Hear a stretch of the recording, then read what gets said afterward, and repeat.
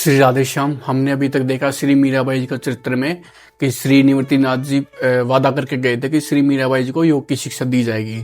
तो सहज सम्मान के साथ श्री पुष्कर धाम से श्री राव दुदा जी ने श्री मीराबाई जी के लिए उनको सैनिकों को भेज के श्री निवृत्तिनाथ जी को सहज सम्मान बुला लिया गया राजमहल में। और श्री निवृत्तिनाथ मेड़ता पधारे तो दुदा जी के हर्ष की सीमा नहीं रही। प्रभु की असीम अनुकंपा के बिना भला ऐसे संतों का सानिध्य कैसे मिलता। हर्ष और विरहल दुदाजी ने प्रातः के पानी के साथ नेत्र जल से महात्मा के चरण पखारे, उनकी पूजा की और खान पान और आवास की उपयुक्त व्यवस्था राजमहल में की।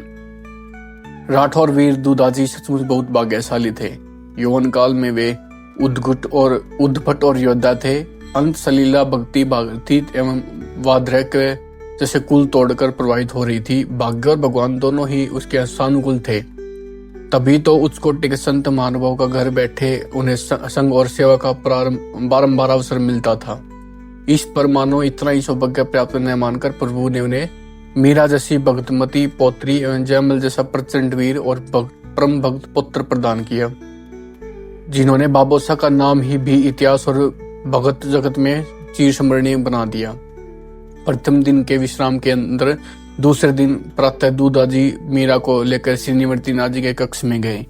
देखा कि महात्मा की झोली और आसन पड़े हैं, किंतु वे स्वयं नहीं हैं। प्रहरी से पूछने पर ज्ञात हुआ कि वे नगर के बाहर कदाचित दूदासर की ओर पधारे हैं। सिद्धरी पूछने की दृष्टि से मीरा के साथ आश्वासीन हुए। वलगा और एडी का संकेत पाते ही स्वामी भक्त अशोक नगर द्वार की ओर दौड़ चला। जब दूदा सर पर दृष्टि पड़ी तो उन्होंने उतरकर अशोक को वृक्ष से बांध दिया। मीरा का हाथ थामते हुए दूदा सर के निकट पहुंचे। प्रातःकाल सुगंधित शीतल समीर मंद गति से प्रवाहित हो रहा था। दूर क्षितिज पर उदित भूमि तिलक ने अपने प्रभा से सरोवरों के जल पर मानो पारदर्शी सवर्ण पट फैला दिए हों। वृक्षों पर लदे पक्षी उनके स्वागत में स्तुति गान कर रहे थे।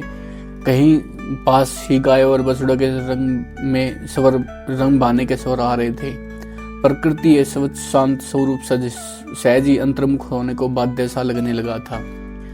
सरोवर के पश्चिम तट पर अवस्थित घोड़ों के नीचे बनी वेदी पर महात्मा ध्यानस्थ आसीन थे। दुदाजी ने पौत्री के साथ थोड़ी दूर से उन्हें प्रणाम किया। ऐसे स्थान पर बैठे कि आंख खुलने पर वे सहज ही दिखाई दे जाएं। दुदाजी जप करने लगे और मीरा ध्यान से महात्मा की ध्यान मगन प्रशांत मुख मुद्रिका देखने लगे। आहा, कैसी शांत अवस्था है उनकी। संसार की सारी हलचल और देह की सुख दुख से वर्ण निरपेक्ष। कैसा अच्छा हो यदि चाहते थी वे अवस्था प्राप्त की जा सके। जीते जी ऐसी अवस्था होने पर कभी प्रतिकूलता अपने लक्ष्य की प्राप्ति में व्याघात न बन सकेगी। महात्मा जी चैतन्य हो जाएं और बाबोसा आगे दे तो यह उपाय अवश्य पूछूंगी, मीरा जी ने पूछा।